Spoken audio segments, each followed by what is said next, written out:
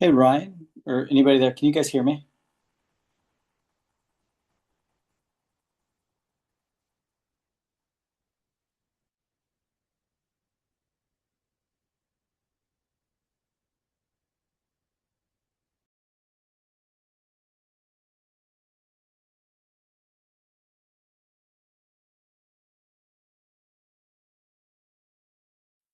I'd like to call this meeting to order in open session. Welcome to this evening's hybrid Board of Trustees meeting being held both in person and virtually. This meeting has been made accessible to the members of the public on the link at Moreland School District's website and on the Diligent website. Any person who requires accommodations to access the meeting has been asked to contact the superintendent's office within 24 hours of this meeting. This meeting is being recorded and may be published online at a later date. With that, we'll reconvene into open session and we'll lead with the flag salute. We have folks here who will lead us in the flag salute. Into the podium. Please come up to the students. Yes, please, welcome to the podium. Yep. You go right over here. Did a great job. Yes. It's not gonna move. All right, Tell us what to do. tell us.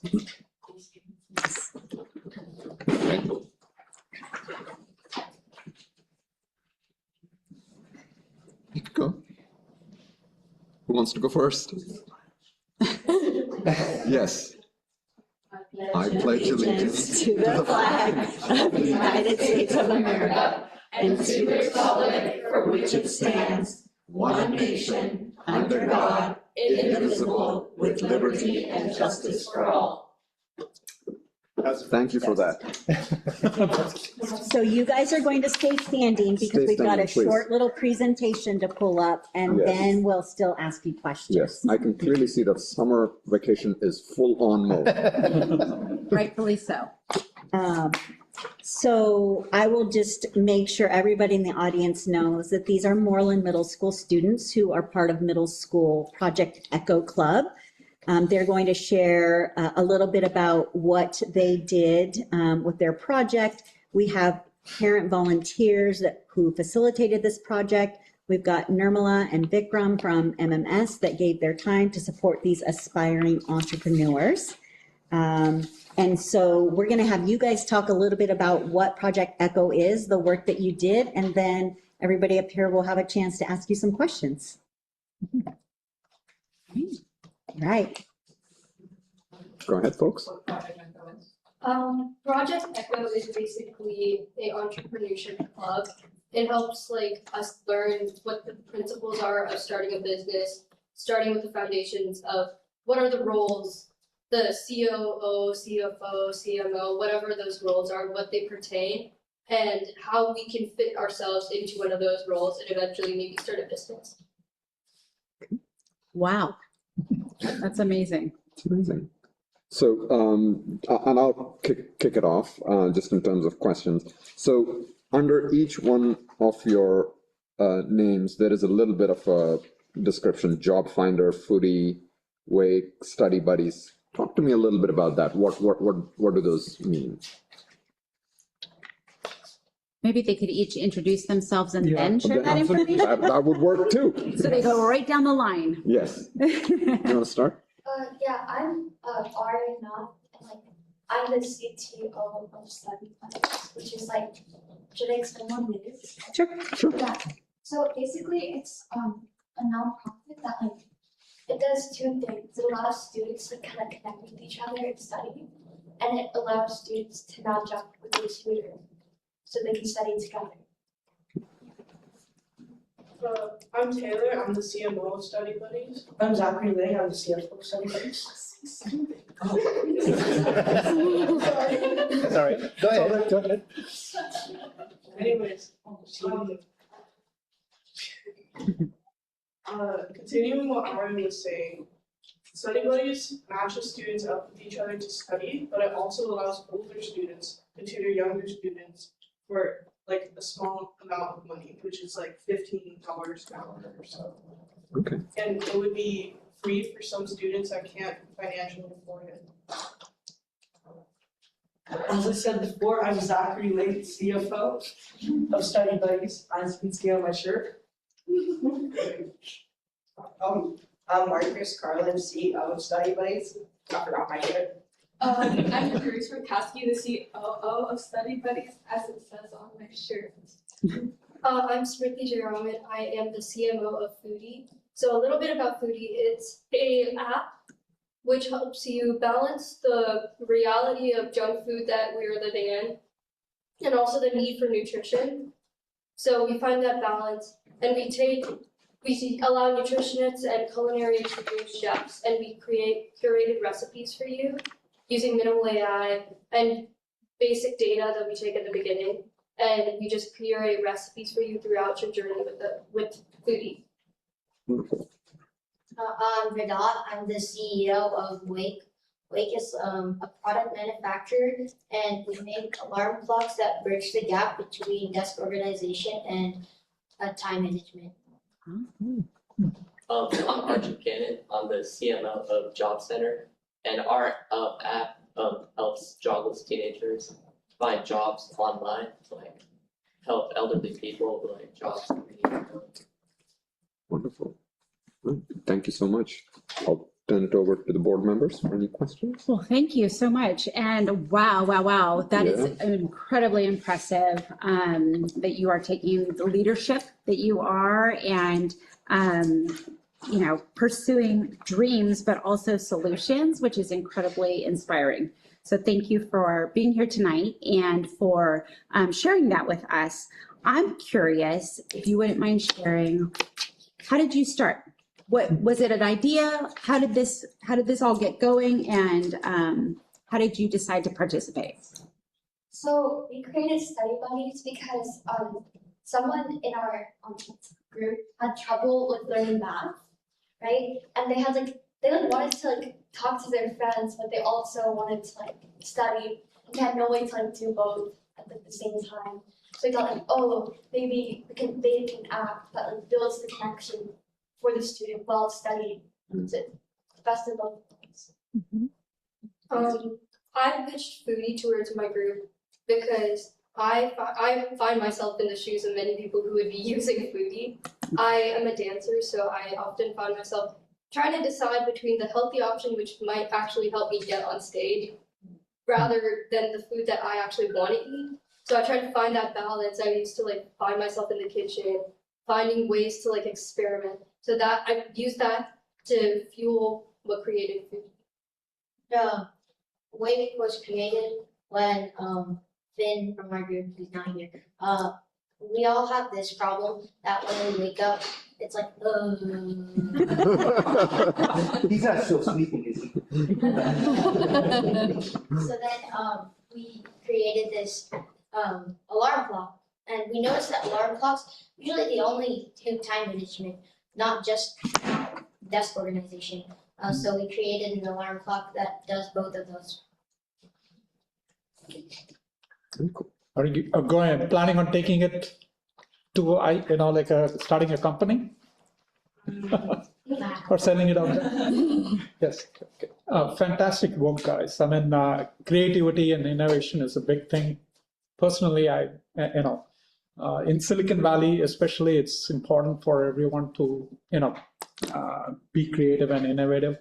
In the AI era, it's extremely important. Can a couple of you tell me about the challenges that you ran into taking on a new role, learning new things, and what did you learn from that? What would you do differently? Yeah. Some of the challenges are the finance, the costs is kind of hard to find. And things like love and math, bigger rules.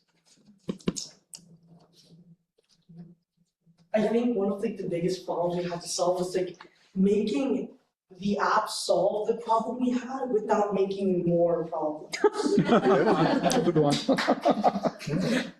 Safety. Yes. Yeah, mostly safety actually. Yeah.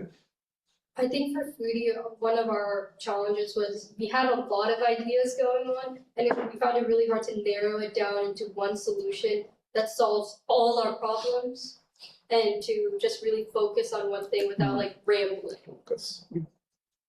Yeah, for weight, it was mainly the cost because like it was kind of hard to find online. Like we had to note down every single one and then find like an average price or something. Mm. They didn't really put what they used in the clock online. Mm. Yeah. One follow-up question? Yeah, please. Okay. How do you plan on expanding your group from where you're?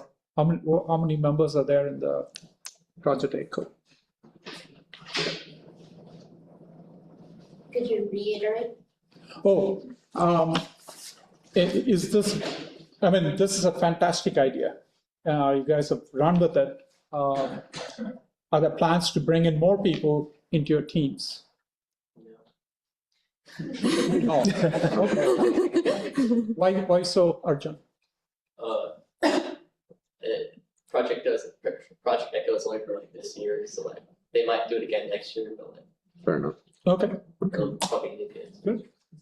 Great stuff. I'll thank you guys for coming in. This is always really awesome to hear and see what our kids in classrooms, even outside of the classrooms, are doing. I'm impressed that you guys are here after school has already been done. Yeah. To be here is quite a surprise. But it does show a lot of commitment for what you guys are doing. I'm glad to hear that you guys have all kind of pursued this project. Why is it called Project ECHO? What is it? What's the root of this ECHO or name?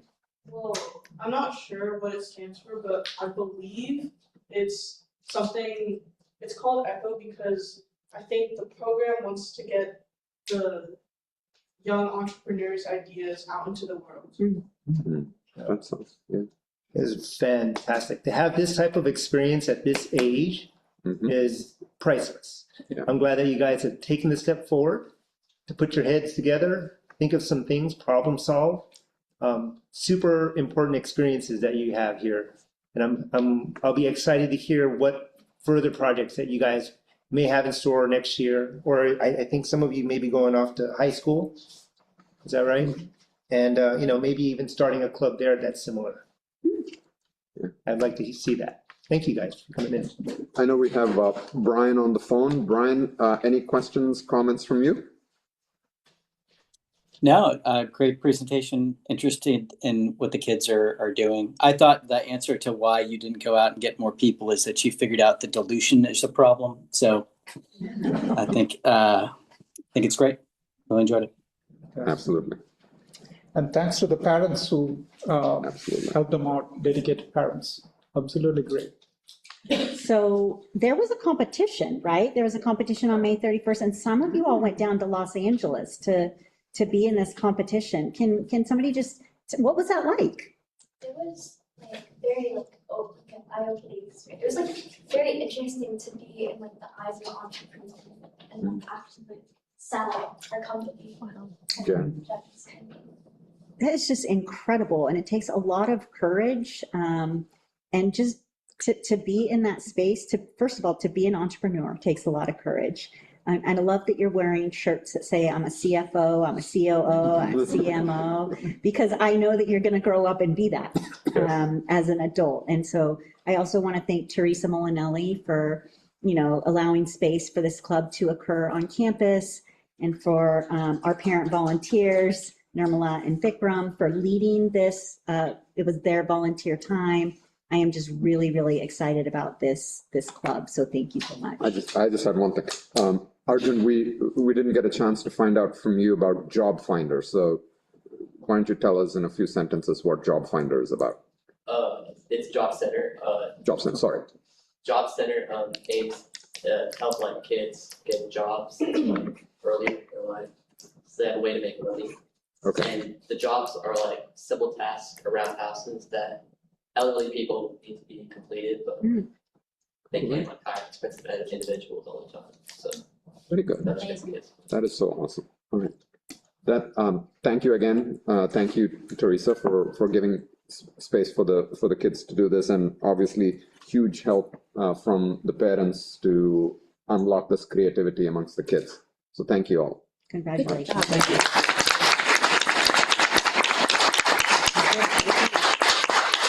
Now enjoy the rest of your summer.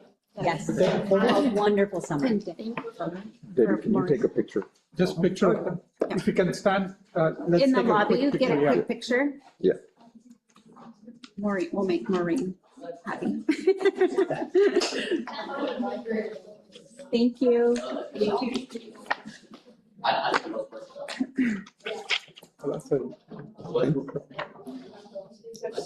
Moving on, I'd like to report out that there was no action taken in closed session. And I'd like to, and moving on to the agenda. Any comments, questions on the agenda for tonight?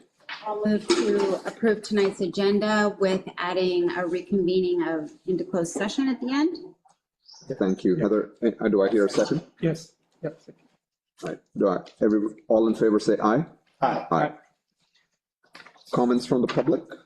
Well, good evening. Members of the public may address the board on any subject of concern to you, including those not on tonight's agenda. However, provisions of the Brown Act preclude any action. As an unagendized item, no response is required or permitted from the board or district staff, and as already stated, no action can be taken. The board, however, may instruct the superintendent to follow up, which may or may not include placing the item on a future meeting's agenda.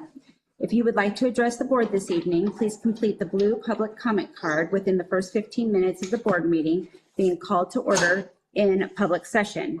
On the card, please list the agenda items that you would like to speak to. If your comments do not pertain to an agendized item, please write public comment. When your name is called, please come to the podium and state your name and organization that you are representing.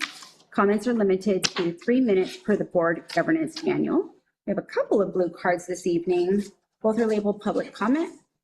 I was going to ask if there are any other. So with that, are we ready to invite them up? Yes, please. Okay, Smita Sharma, please.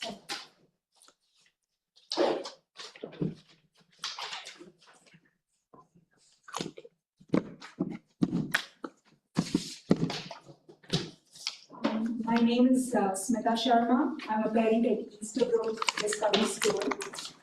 I want to speak in support of moving forward without delay on cell phone restrictions for Moreland School District students. The research on this is settled enough for us to take action, and since smartphones have become widespread in schools, the rates of anxiety, depression, and loneliness among young people has risen sharply. And this is not a local phenomenon in the Silicon Valley. It has been documented across multiple countries. And research shows that elementary school children with phones at school talk far lesser to each other between classes, at lunch, and during recess. They have lesser eye contact, lesser laughing, and less connection with their peers. And that affects even the kids who don't have phones. Elementary school is exactly where children are learning how to live, engage with others, and thrive. And they are learning how to navigate conflict, boredom, friendship, and so many more social skills. Phones interrupt their development at exactly the time it matters the most. And consequences will not change that. Taking the phone away after they have missed a chance to make friends still means that they've missed that chance. Most parents don't want a phone-based childhood for their friends. They want them to be in real life.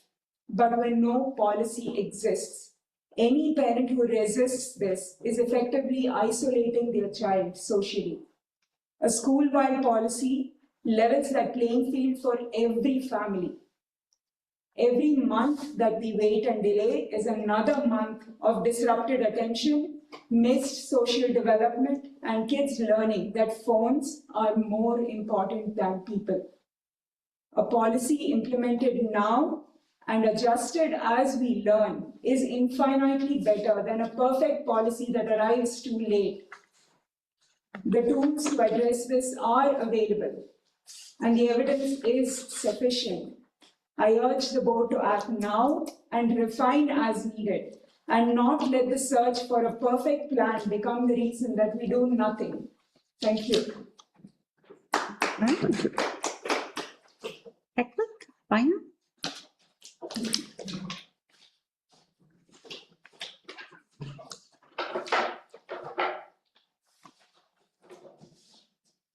Hi, my name is Keklik Altekin, and I was here last time. Today it's just the two of us who's speaking because many of us are away for summer. Regarding the locker study, our friend Anne received a response that it will begin in August. It has been 1 year and 9 months since the Phone Free School Act passed, and we would love to offer our help to work together to speed things up. We would like to see a tiered lock solution in place after the winter break. We are happy to offer our help. As an engineer, I can confidently say that this is a very solvable problem. I recently found out that also Campbell Union School District has had lock pouches for the entire past school year. I spoke with a middle school teacher at Campbell School of Innovation. Her points are relevant to the concerns raised last time. She shared that they use multi-device lockers for elementary grades and Yonder lock pouches for middle school grades. Regarding medical emergencies or IEP students needing access, for the whole TK through 8th grades, they only two had a doctor's note requiring their phones and did not use a pouch. To lock or unlock phones takes about 10 seconds per student because Yonder pouches have very strong magnets. Total unlock time is minimal. Students unlock and pass on. Adjusting to the new system took only about 1 week for both teachers and students. It was pretty easy with minimal complaints from students. She emphasized that principals, teachers, and staff were all on board and that alignment made a huge difference. The policy was communicated clearly and everyone followed it. In the beginning, there were students trying to trick the system by locking an old phone. In those cases, parents were called to school to retrieve the confiscated device. They will survey parents for the next year to understand which kids need pouches to prevent these incidents. Overall, there was no real increase in disciplinary actions. She used to confiscate 2 to 3 phones per day before pouches, but only confiscated 3 phones for the entire school year. That is roughly 0.5% of before. I know this is a single data point, but coming from a middle school teacher, it speaks of pouch effectiveness. This past school year, their class time was significantly more peaceful and uninterrupted. There was much more interaction among kids during lunchtime. There were noticeably fewer fights between students. She had not heard of any backlash regarding emergencies or any kind from parents. I would also like to bring to your attention that the National Association of School Resource Officers, NASRO, has clear guidance that students should follow emergency directions during lockdowns, not use their phones. It may be helpful for this district to proactively communicate this to parents to address parent anxiety around emergency scenarios. I can provide more resources on that if needed. Finally, I noticed that Dr. Kal generously gifted the board members a copy of The Anxious Generation. I would love to offer our new board member, Seshan Sakaryapuram, a copy as well, so we can see the perspective many of us parents hold about the importance of the phone bans. And thank you all for listening. Thank you so much. Thank you. You're welcome.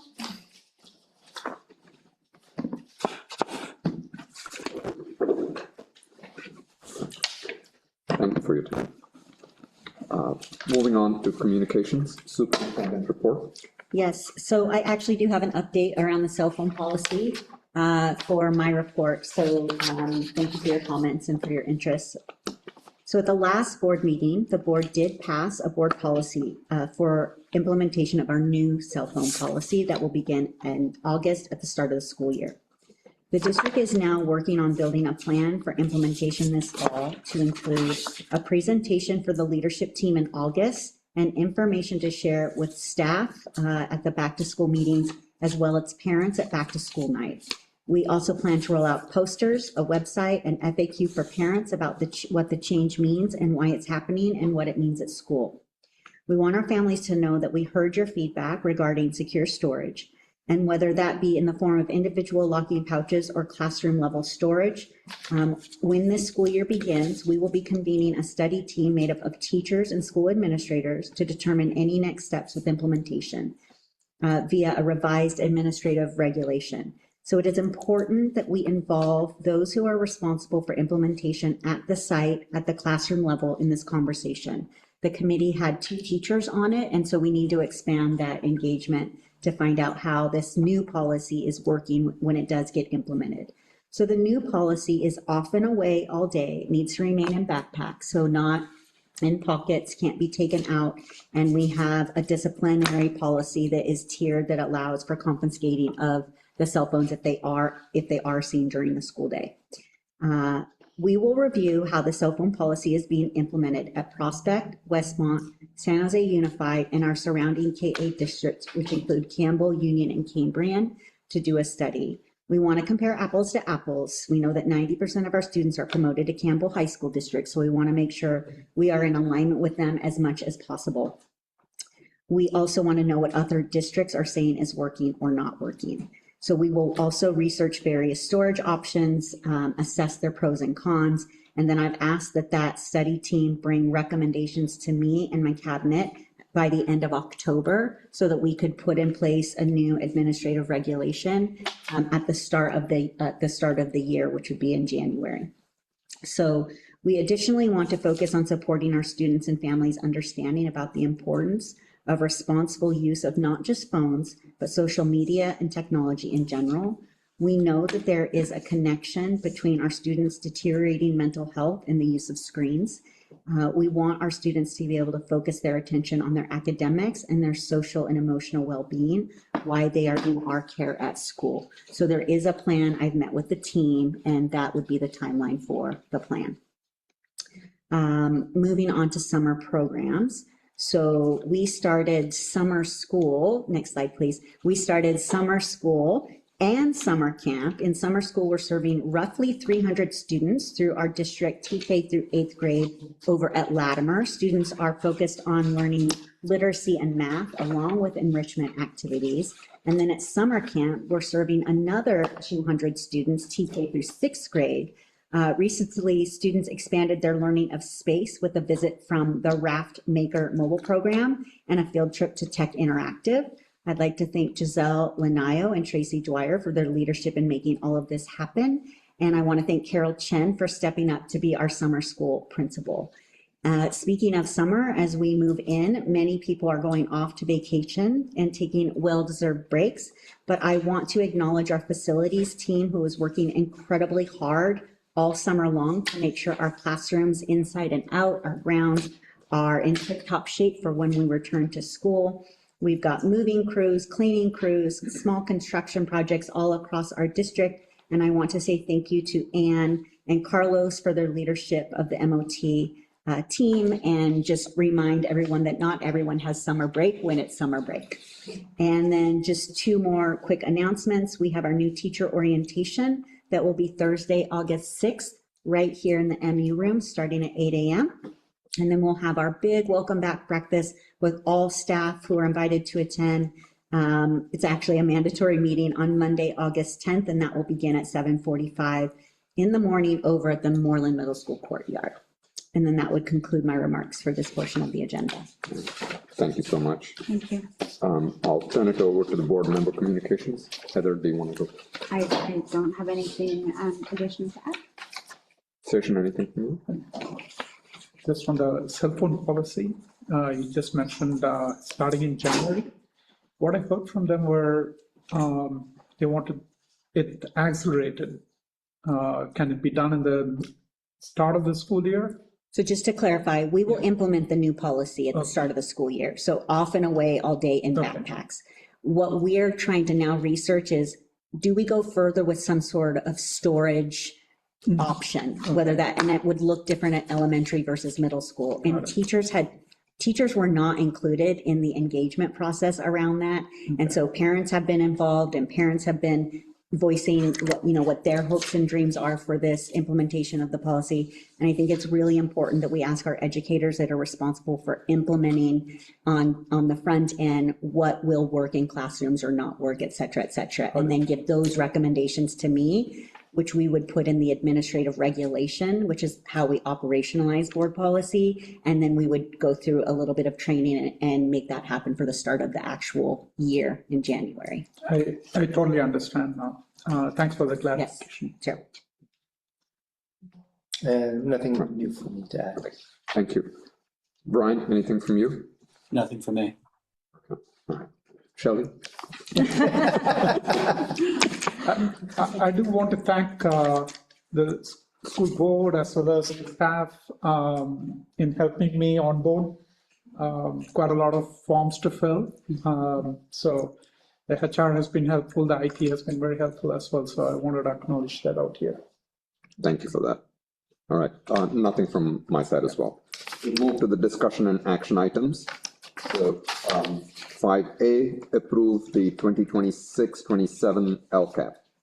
So the LCAP was presented at the June 9th board meeting and a public hearing was held at that time. So we are asking for approval of the 26-27 LCAP.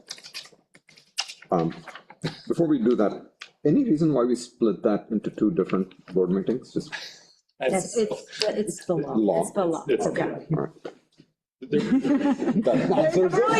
There's a good reason for that. Okay. I don't know, but yeah. It is the law. That shuts down conversation right there. I think the reason they put it in is so we have the public hearing if they're there that night, and then they have a chance through the 2 weeks till our next board meeting if there's any concerns or questions or. Makes sense. Thank you for that, Chris. I appreciate that. Having said, do I have a motion to approve the 2026-27 LCAP? I'll make a motion to approve 26-27 LCAP. Do I have a second? I'll second. All in favor, say aye. Aye. Thank you, Brian. And a complete miss on my part, Brian. Did I ask you for any comments? If I didn't, I apologize for that. You did. No, I said I didn't have. Okay, thank you. Moving to 5B, adopt the 2026-27 Moreland District budget. So pretty much the same thing, but with the budget was presented on June 9th. We had a public hearing and we asked to approval of the budget for 26-27. It is the law. And we wait because we have to. Do I have a motion to adopt the 2026-27? Do I have a question? Yes. you Yeah, have a I question. just Sorry wanted to about that. clarify, I did ask apologize. about Seishan's seat being labeled open and not updated. Can you just talk about? Yeah, I mean, honestly, we printed it, it was final. Honestly, I didn't think about it. We haven't had turnover in a while. What we can do is if we approve it with the change on page 2 with adding Seishan's name, should be a problem. Okay. And that's what will get posted to the website. And that's what will get posted to the website. Oh, okay, great. So do we need to make a motion that includes the revision to page 2? Yeah, that would be fine. So moved. Okay. All right. Do I have a second? I'll second. All right. All in favor, say aye. Aye. Motion approved. 5C, approve the 2026-27 updated contract for Rhythm and Moves. So we brought the Rhythm and Moves contract to you, I believe in May. Since then, we did add 3 teachers to help with enrollment mitigation. And so what we wanted to do is update the contract. It's about a difference of about $30,000. So we want to just kind of get a more accurate number for you. So we're bringing it today before the new year of the amended contract. So, yeah, question. Yep. What was the reason to add on the 3 additional teachers? So based on enrollment, so we were looking at enrollment and before we got the May revise, which there was some discretionary funds, we were really tight on our staffing because we had to kind of project. And so we have STC classes that mainstream. And so what we chose to do is find the areas where the mainstreaming had the highest mainstreaming with our STC going into the general ed and reduce those. So instead of having 32, 33 in like a 4th grade class, we were able to reduce that to a more reasonable number. Thank you. That is fabulous. Yes. It's the right decision for kids, so thank you. Yeah. Any other questions from the board? If not, do I have a motion to approve the 2026-27 updated contract? I'll move. Do I have a second? I'll second. All in favor, say aye. Aye. All right. Moving on to 5D, approve the 26-27 updated contract with Curriculum Associates for new math adoption. So this one is a difference of about 100,000. And so when we first got presented to you back in May, we did not include our special ed classroom. So we find it very important to have curriculum for all students. And so we did a revision with the company, kind of went through line by line. There may still be changes, as always, as you're doing a big adoption like we are, but I think we're in a good spot moving forward. So it did increase it about 100,000, so it's a little over 1.5 million for 6 years, 7. So this is a 6-year adoption. Any questions from the board members? Yeah, I earlier heard 140K differential. I'm hearing 100K, so is there any? Well, I looked it up before. So the one that came to in May was about 1.4, a little over 1.4 million. So it's about 100,000 difference in the thing. So I don't know. Yeah. Okay. Thanks. Yeah. Any other questions? No. Sorry. All right. Do I have a motion then to approve the updated contract with the Curriculum Associates? I'll make a motion to approve 26-27 updated contract, math adoption. Do I have a second? Second. Second. That's fine. All in favor, say aye. Aye. Aye. 5E, approve the 26-27 contract with Partners in School Innovation. Yes, so I am recommending and requesting approval of this contract with Partners in School Innovation, as it is a target investment in the instructional leadership of our principals, assistant principals, and the onboarding of our new assistant superintendent of educational services. So the partnership will provide monthly principal professional learning communities, quarterly in-person learning sessions, differentiated coaching for individual principals, common tools and protocols and progress monitoring so that principals are not working in isolation, but we're building systems and coherence across our schools, not just within a school, and making sure that we're building shared practices within our teams. So with that, I would open it up for any questions. Is it, I assume part of it would be to develop not only the information needed, but the ability to continue that kind of work? Yes, so Partners in School Innovation is they're a capacity building type of contractor. So they, this work will eventually just live inside of Ed Services and our instructional leadership team. But because we have an entirely new Ed Services leadership team, and we'll hit the ground running in August, I wanted to make sure we had strong onboarding and connections from how we do work when school ended to how we're doing work into the new fall. And then 5 of our 7 principals are either brand new in their role within the first 3 years, or new in their position. And so making sure we've got differentiated and targeted support for the principalship is probably different than Moreland has not had that much change in a really long time. Yeah. So we have a more novice principal staff and assistant principal staff than we have had typically in the past, mostly veterans. So that's a huge shift for us, and I'd like to offer that support to them. It's fabulous. I agree. How does that partnership look for a principal during the year? Like, do they have time? So they will have in-person coaching time. Okay. And virtual coaching time. So it'll be a mixture. We're trying to keep the costs down, so we are embedded in some virtual meetings so that we can keep the contract to the 150. But they will have one-on-one time with the contractor. They will also be 3 principals, 2 to 3 to 4 principals at a time in a professional learning community where they're walking through classrooms, observing instruction, calibrating around their feedback and what they're seeing. And then they will also be helping us with our monthly instructional leadership team meetings as we're putting those together. They're helping us design our data collaboration deck so there's more consistency between what happens across K2, across all schools, 3, 5, and 6, 8. So there's a lot of work happening behind the scenes, but it's an incredible support to our new Ed Services team and then also our site leaders. Thank you. That's super helpful.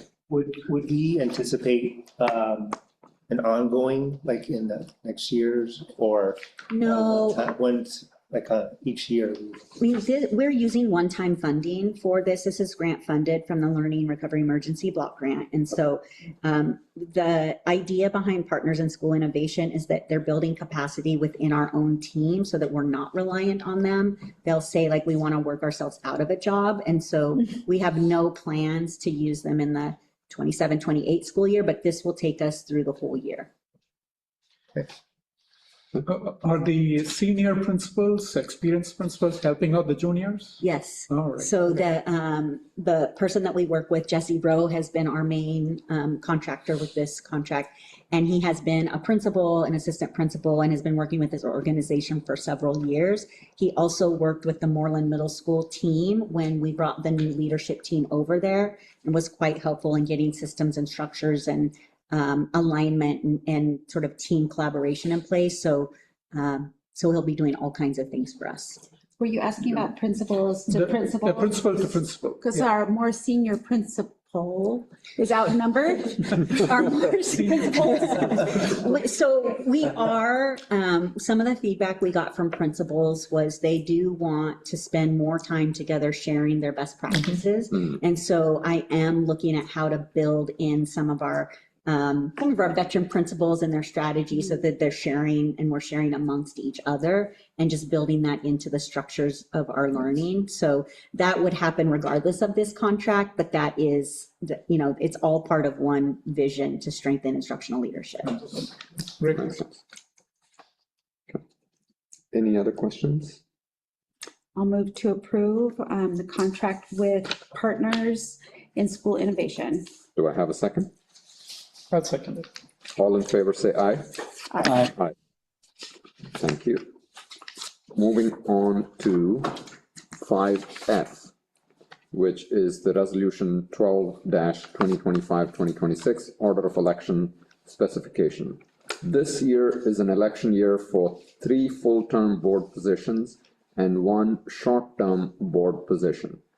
Per the request of the Registrar of Voters, the district must complete Resolution 12-2025-2026 Order of Election, specification of the election order and consolidation request in order to allow for the timely compliance with publication deadlines. And the board apparently passes this resolution every election year. That's right. Any questions before I put this to motion? Okay. Then do I have a motion to approve resolution 12? I'll move to approve Resolution 12-2025-2026 Order of Election. And do I have a second? I'll second. All in favor, say aye. Aye. Thank you. Moving on to 5G, which is resolution 15-2025-2026. Yes, so I'd like to make some comments to introduce this resolution, and then I'll turn it back over to you, Shriram, to lead the discussion with the board. So as you likely know, the state law was changed with respect to AB 1390 to increase the maximum amount of monthly compensation that school board members may be provided to be on governing boards. This change is the first change there has been since 1984. So I was in 5th grade the last time this law was updated. Hey. The board's maximum compensation has been frozen since that time. The board's monthly stipend is currently $278.22. Now, back in 1984, this absolutely covered the cost of babysitting, and I know this because I made $5 an hour when I went into 6th grade and started babysitting for family friends. That was a good wage at the time. I do think it's important that as we move into a season of open board seats, that we work on casting a wide net and removing barriers for people to be able to serve. For a district that is the size of between 1,000 students and 10,000 students, the monthly compensation limit is $1,200, and I am recommending to the board that you all set the limit at $1,200. This stipend acknowledges that you contribute much more than the standard 2 board meetings each month, the amount of prep time that is required so that you are knowledgeable about each of the items on the agenda is really critical to the success of our district. Additionally, you are present in the community through events such as music concerts and plays. You have fall and spring site visits at each of the schools. In your most important role, you evaluate the superintendent. And so, board trustees, you represent the community's values regarding public education, and you set the direction for where we go as a district. And I would like to recommend that you have a discussion and pass this resolution. And with that, I'll turn it back over to you. I'll open this up for discussion and comments from the board. Heather. Well, thank you. I really appreciate your looking into this, you and your team. When I initially asked for this to be looked at, it was for exactly that reason. 20 years ago, when I joined this board, that stipend did cover my babysitting expense. It did not cover time away from work. It did not cover some of the other things that board members encounter. And so it has been a big shift. And so 40 years without an adjustment is something. And I'm only 30. Okay. So it's noteworthy. And I do know from talking with fellow trustees in other districts, all of the districts around us have taken this action already. It is an awkward conversation because we are voting on our own stipends. And I know that can be, there can be a perception about what trustees do or don't do. I know that there can be some optics that might be a little bit challenging, but I really believe that, especially now more than ever, it is really important that, as you said, we're able to cast a wide net and we can reduce any barriers that may be in the way of someone pursuing or serving as a trustee. I'll speak for myself. I don't do it for the money, right? I don't. It's an honor to serve and it's a privilege, and I feel very fortunate that I've been able to do that. But I also know that it does come at a cost. And so addressing that to whatever degree we can, I think is the right step forward. I do have some questions and, as we go through the resolution, but that's just kind of my opening thinking. Thank you, Heather. Session, any comments, thoughts from you? As a new person on the board, I always believe that you're fairly compensated with this level of compensation that makes you do the extra work, legwork. Nothing comes for free. There's no free lunch. And I believe that this is going to help me personally to at least have a few more coffees with the people and connect with the community as well. So thank you very much for bringing this up. Yeah. I'll just say I like to acknowledge the fact that looking into the work and the time for our service to be part of this, to be able to listen.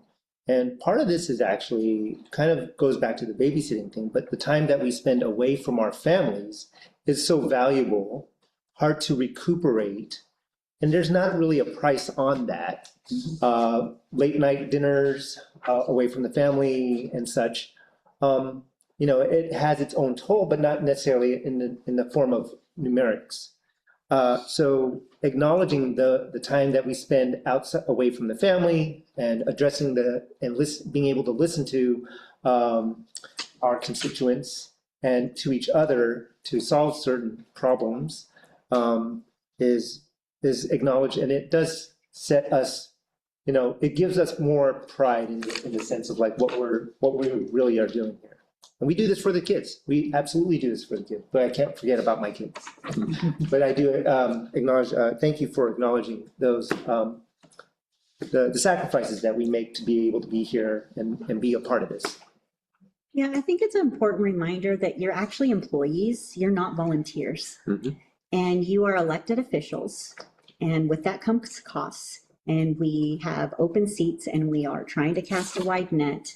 And so I do think about those of you sitting here, Brian on Zoom and the four of you sitting here, but I'm also thinking beyond this board and who we might be able to attract and retain into serving the community as a board trustee is really important for us to think about, not just now, but the future. I think too, when we had conversations about moving to trustee areas, that was a complicated conversation, but the intention was good in that we want this board to represent the demographic we serve. And so in this way, I think that is one way we can address maybe some financial barriers and the like. Right, Brian? Brian, any comments from you? Nothing that's new. I mean, I think it's modest. I mean, it sounds like a lot, but in an actual real dollar sense, we're talking about $5,000 a month. Yeah. And I think it's for the future board, not for the current board, is my general sense of it. So it makes sense to me. Thank you. So a couple things. First of all, thank you to Clover and to the staff for doing all of the research and coming up with the resolution. And then I'd also want to especially recognize a couple, what we do here is multi-dimensional. One is we help you, Clover, in setting direction, etc. But we also set direction for future board members. And Heather, I want to especially thank you for leading two efforts that sets future board members very well. One is the extremely important conversation that we had around our governance manual and kind of looking at that. And then this around, in as much as we like to say, it is a little bit of an uncomfortable topic. It's like you're talking about something a little bit uncomfortable, but it is important. And I think the fact that we're doing this for future boards who will definitely be here much after all five of us are no longer part of this is important. And promoting accessibility is key, especially given the diverse community that we are in right now. And to your point, Brian, $278 in 1984 funds is about $903 today, just by U.S. national inflation accounts. If you slather on top of it, the special Bay Area inflation, this just kind of brings us back to what it should have been for that. So I think it's a fair acknowledgement of the work and setting or removing any barriers for future board members. All right. And you said, Heather, you had questions on the resolution itself. Not the resolution itself, actually the bylaws, but as it does, sort of as it relates to the resolution. So the two things that I kind of grappled with a little bit was how much. That's the maximum allowable, but obviously we could choose a different amount. And the other question or kind of thing I was contemplating was why now? And so those are kind of my two driving questions. For me, I land on the maximum allowable, and I don't know if that's language that can be or is appropriate to be added to the resolution itself. It talks about what is currently allowable, but I imagine there may be time where there are changes, and I know there's an additional 5% each year. And so I'd be curious to know what that might look like, if that's even an option to have that language included. And the reason behind that is that it may very well be another 40 years before this legislation is revisited. And I would love to set future boards up for success. So the maximum allowable language, I think I understand what you're saying. So yeah. I put in here a maximum monthly board member stipend. Mm-hmm. I think you do have to put the dollar amount in here. The law allows for a 5% increase each year. But what I was also thinking is that if we were to ever change this again, you would come with a new resolution. So I wasn't quite sure how to just leave it at the maximum allowable language versus the maximum monthly amount that is in Ed Code right now. Okay. I'm okay either way. I think it's worth considering addressing that 5% annual increase, because again, we run the risk of slipping behind really quickly, and it's not at all the first thing on a trustee's mind. And so when we revisited this, I don't remember what year it was, when we looked at increasing our stipends from the 242 and got us over the years up to the 270. It was hard then too, because it's awkward. So one thing I will point to your attention is that in the board policy on remuneration, reimbursement, and other benefits, we do say that on an annual basis, the board may amend this bylaw to increase the compensation of board members beyond the limit delineated in Ed Code 35120 in an amount not to exceed 5% based on the present monthly rate of compensation. So we have allowed for that in policy. Was there different language that you'd like added? So I read that, and I'm just posing the question because we have taken action in the past to increase stipends on an annual basis. If that's not something that just makes sense, since we're revisiting the topic at this time. You mean so automatic? Instead of, yes. Shall instead of may, perhaps. I don't. And maybe it's something that this is the first time we're having this conversation and we revisit it next year. I'm okay with that too. I just, I fear that another 40 years will go by or 10 before the board says, hey, wait a minute, we were supposed to, or we could have, and now we're behind. And so it's just important to me that the resolution supports that acknowledgement. I'm not suggesting we change it on the fly, but it's just something that I think is important to consider. May I make a recommendation? Please. If we were to pass tonight what you have before you, the bylaws and the resolution, and then we could have more discussion about maybe how we would amend the bylaw or come back with another resolution that talks about in the future and how we may handle that. Sure. Would that be okay? Yeah, I'm okay with that. Yeah, for sure.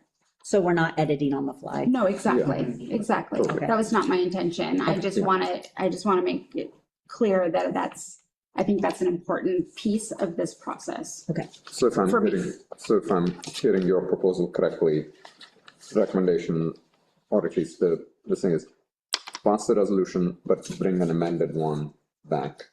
Once we have thought about it more and think about what language might be appropriate for an amended resolution or even amended bylaw. Fair enough. Okay. All right. Any other questions or comments from the board? For the resolution itself, no. Okay. All right. 40 years. That's going to be when Shelley's kid's going to be on the board. All right. Do I have a motion then to approve Resolution 15-2025 for adopting the board member monthly compensation? So moved. Do I have a second? I'll second. All in favor say aye. Aye. Aye. Thank you, everybody. 5H, approve the certificated assignments. We're doing a blanket of we were doing a blanket. I thought it's we were a just talking package about deal. Okay. I do see that in the agenda, but we were talking about the resolution specifically, so my apologies. Do we need to pass the bylaws individually? We did not package them that way because two of them are exhibits and one is a bylaw, and two of them are exhibits. So if you'd like, we can, I think we'd have to amend the agenda So let me propose, since Okay. I'm the one with the list of notes, that we proceed as you recommended. Okay. We've already approved it, Okay. and that's great. That's fabulous. And then if I could just ask that we continue the Follow conversation if and when it's Okay. appropriate. Because there's some words that I just wanted to clarify and better understand. And so. In the bylaws and In the and bylaws. exhibits. And Okay. exhibits, yes. Because nothing of what we've approved today prevents us from bringing this. back. Correct, never. So, yeah. That's right, okay. Yeah, Okay. Thank you for that. We appreciate it. thank you. All right. So can we move to H? Approving the certificated assignments based on Ed code. All right, so we're recommending approval for the certificated teaching assignments for the 26-27 school year to applicable ed codes and credentialing provisions.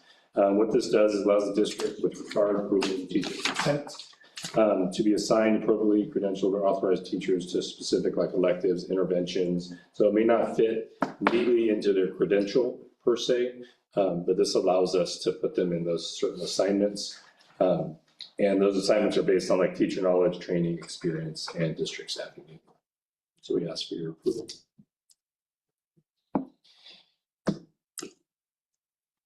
Go ahead. Any questions? Sorry. So having it in the agenda this way, I felt like was new. Is that maybe not new? I thought it was typically an attachment. No? Oh, maybe how they put it in the agenda could be because we moved from board docs to diligent. So that could be a little different, but yeah, I see what you're saying. Sure. The format itself. I wasn't sure if there was some kind of legal shift or something No. like that. It was just really more about practical stuff. Okay. Yes, we always have to list the names in the course, area. yeah. Yep. It's usually an attachment, but because Yeah. we shifted from board docs to Diligent, which is a new platform, this is how it was inserted. Thank you. Got it. Any other questions from the board members? Just for any reason, if someone were added on later in the year, does this get amended or is it automatic? I believe it'll be brought back to you, anyone that gets added. Oh. So, yeah, it's not, so this is the specific people. If we were to get somebody like over the summer, had to change assignments, Tasha would bring it back at a future board meeting. Okay. I do not see some schools represented here. Is that? Yeah, so it just depends. So it's mostly middle schools because it's like electives. So like, for example, I was a math major, so I have a single subject in math. If I were to teach an elective that doesn't necessarily fall into my credential, I can be assigned for like one period to do it. So it would be more like single subject, not necessarily elementary, because elementary, they teach it all. Yep. And these are credentialed teachers, Okay. just to make that really clear. They are credentialed. And this There are is, some interns in there, but yeah. Yes. Covers them all. Has the list always been this long? that too. It feels. I think because of the way it's put in, Yeah. Okay, it looks longer than, yeah, but yes, I believe it. it is about the same. Okay, all right, thank you. That's what I'm looking to. Most of these are Project Lead the Way elected. Yeah, they're all electives and events. You know, there's no Project Lead the Way credential, if you will. Right, So, right. Correct, And also amazing that these folks are taking on some of those challenges in the elective cycle. Yeah. Are they getting incentivized to sign up for this, or what is their motivation to? We keep paying them. No, this happens every year in middle school. Your schedule shifts a little bit. You might teach 3 sections of math and 2 sections of something else and 1 section of yearbook, if you will. That's just how the master schedule works in secondary schools. So teachers know that they. Now, there is some times where we have, like, somebody will teach an extra period. Mhm. Yes, we pay them more, obviously, Okay. for that. for that time. Thanks. Yeah. And I think we saw a clear example where without the support of some of the teachers who came here to do what the kids did today. That was fantastic. All right, any other questions? Hearing none. Do I have a motion to approve 5H? I'll move. Do I hear a second? I'll second. All in favor, say aye. Aye. Aye. All right, moving on to 5I, accept the MCSEA initial bargaining proposal. Yes, so we have received the Moreland Classified Employees Association initial bargaining proposal. Their agreement is set to expire on June 30th, 2026. So this is what we sometimes call the sunshine list of the articles that the team would like to open and discuss for negotiation. And that list is included here. It would be Article 3, Terms of Agreement, Article 8, Leaves, Article 9, Safety, Article 12, Compensation, and Article 13, Fringe Benefits. Many of these are shared amongst both the district and the union teams for discussion. And so I am recommending that the Board of Trustees accept this initial reopener for the 2026, 2027 school year and beyond. Is it, it says to 2028, so So- does that cover 2 years? Two Yes, school so years? what the union MCSEA is proposing is a 2-year agreement. That's what Okay. that's what their bargaining proposal Got it. is initially covering. Got it. Any questions? I have some, but I'll open it up to the board for questions. I just comment, I know that negotiations is always complicated, but also really, really grateful that we continue to have conversations about, how it's a win-win. And so I'm thankful that that continues and in good spirit. Absolutely.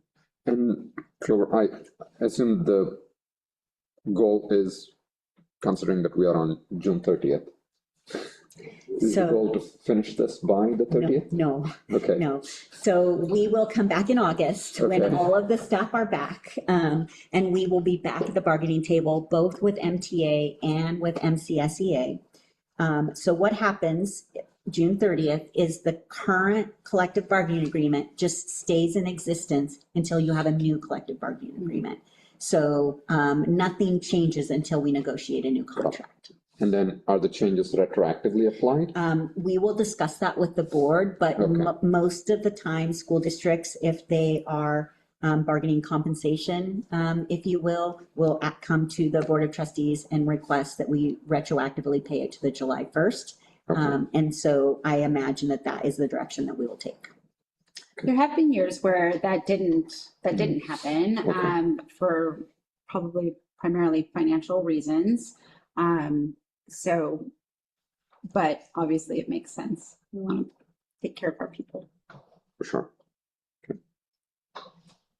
Do I have any other questions for 5I? So is it budgeted?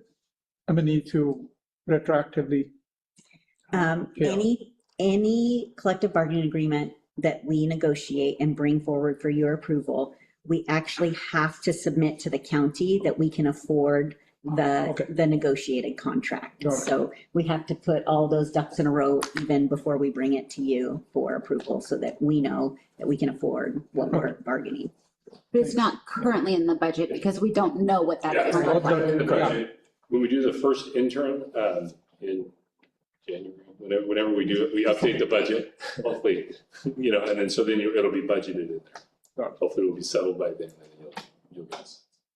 Thanks. Right.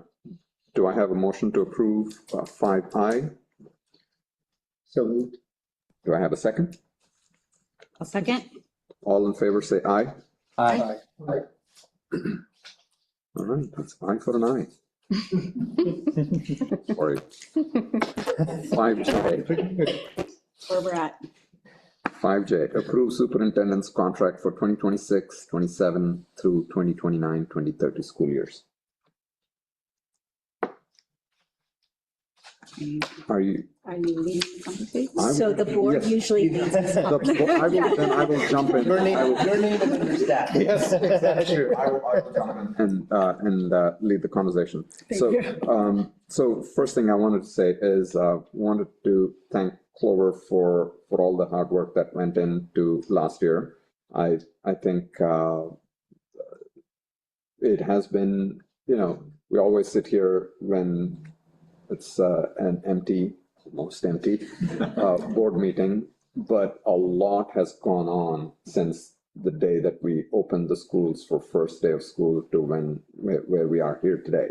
And a lot of that has to do with your leadership as well. So I think I want to recognize from the board all the great work that has gone in. And we're really happy to be able to extend the contract by one more year for a 4-year contract.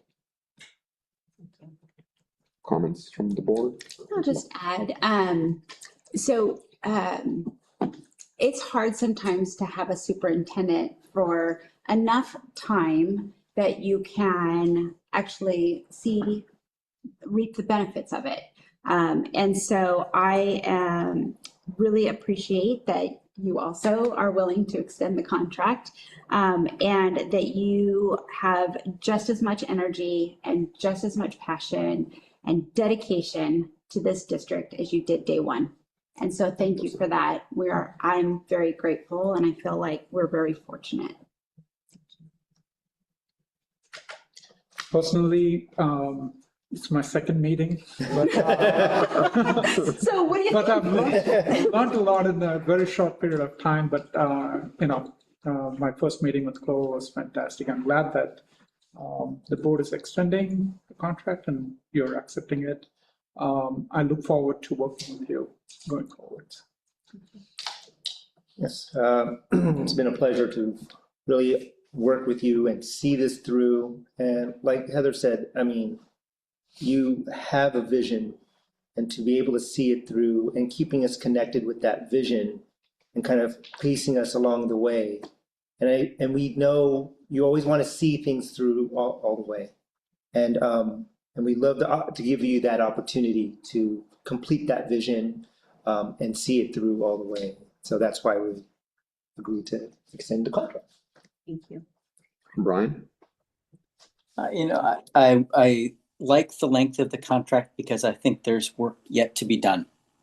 I think we are just embarking on some really critical things, whether it's the cell phone policy or AI or the math adoption or just things that we really still owe these kids as we recover from COVID and whatnot. I just feel an urgency to continue to push forward. And I appreciate your leadership in that regard and your deep interest in seeing that we do the very best we can by these kids, the kids that are trusted in our care. And so I appreciate your partnership on what has been a hard year on a number of fronts, and that the work is yet undone. And I look forward to seeing that progress. Thank you. Your comments. Yes, thank you. I am so appreciative of the vote of confidence that this board has in me, and by putting on the agenda a 4 more years to be able to work together is a gift and a blessing, and I don't take it for granted. I was just with a group of colleagues last weekend. We worked together on cabinet in Seattle Public Schools together, and we have been gone for 5 years.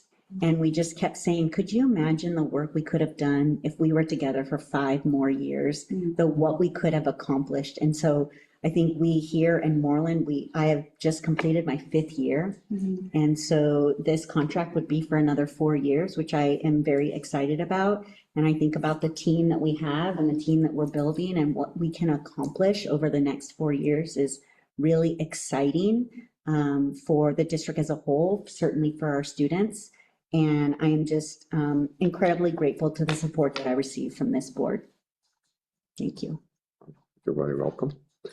With that, I'd like to introduce the motion to approve superintendent's contract for the 2026-27 through 2029-2030 school years. Are you making the motion? No, I'm requesting. Okay. It sounded like, no. I move that we approve the superintendent's contract. Do I have a second? I'll second. All in favor say aye. Aye. So moved. All right. Moving on to the consent items. Any questions, comments from the board? There's a lot of policy documents. A lot of work. I will just make a comment because there's so many Yes, policies, yes. please. Every year, CSBA will put out a new set of revised policies, whether it's based on law and compliance or their recommendations. And so every year, there's always a set of policies that are more pro forma in nature, compliance oriented, and we update them to align with the CSBA recommendations. And that is mostly what you have here. And also, you review all of them with cabinet to make sure if there's a special stamp that needs to be added for Moreland specifically, yes, that's added. So just so I will talk about the process. Please, yeah. So every policy comes to cabinet. We talk about them. We go around and we see if there's anything that needs to be changed or et cetera. Then they come to the board Friday report for here's what's coming up. And then they come to the board agenda for you all to approve or discuss. And that's where we are today. And CSBA does this usually on an annual basis, right? All year long. All year long, okay. There are a lot of policies. It is a lot. Do I have a question? In the Yes. past, we've gotten very far behind on that process many years ago, and it was really a task to come current and also make sure that each one was personalized accordingly. And so the ongoing effort to stay on top of it is critical and very much appreciated. Agreed. Any other questions or comments on consent items? If not, do I have a motion to approve? I'll move to approve tonight's consent in aggregate. Do I have a second? Second. All in favor, say aye. Aye. Aye. All right. Moving on to future meeting dates, 7A. I believe that even though we have on the calendar July meetings, they are ad hoc. And we usually cancel and are planning on canceling the July board meeting. Okay. If there is an emergency and we need to hold a meeting for some reason, it is scheduled on the calendar, but to let the public and you all know, currently, we will not be having those meetings in July. The next board meeting would be August 11th. Okay. And the breakfast and when is that, the 10th? The Is that 10th is is the Monday, August 10th. We will have our welcome back breakfast, 7:45 a.m. is when we start to gather. August 6th is the Thursday before that is the new teacher orientation, and that will be at 8 a.m. in the MU room. Those are the two most important events from now until start of school. And then the 11th, we have a board meeting. And then the 11th, we have a board meeting. And 13th is the first day of And the school. 13th is the first day. Yes. You got it. I do. I wrote it down. It's a lot. Just for clarification, the two events, would they last about 2 hours if I'm blocking it off on my? New teacher orientation, the part for the board is usually around no more than an hour. And for the welcome back breakfast, we are usually done with that by 9:15 at the latest. So yeah, little more than an hour. Okay. Make sure. Announcements, reminders, requests, anything from folks? So the first day of school, Is August 13th. yeah, but I need to know what I need to do. Oh, what you need to do? We're gonna, Station, we have a meeting on July 7th, and Oh, okay. I am going to have all kinds of information for you. Okay, thank you. And we have extended that meeting so that you can ask a lot of questions. Great. Backpacks, just the start. pencils. We'll have a lot of support. Yeah, sorry, Station and I have our one-on-one monthly Got it, meeting okay. for me to help. I was like, is there a meeting that is? No, sorry, just with Station and myself. Yes. Any other announcements from board members? Okay, hearing none, this meeting is now adjourned. To close session.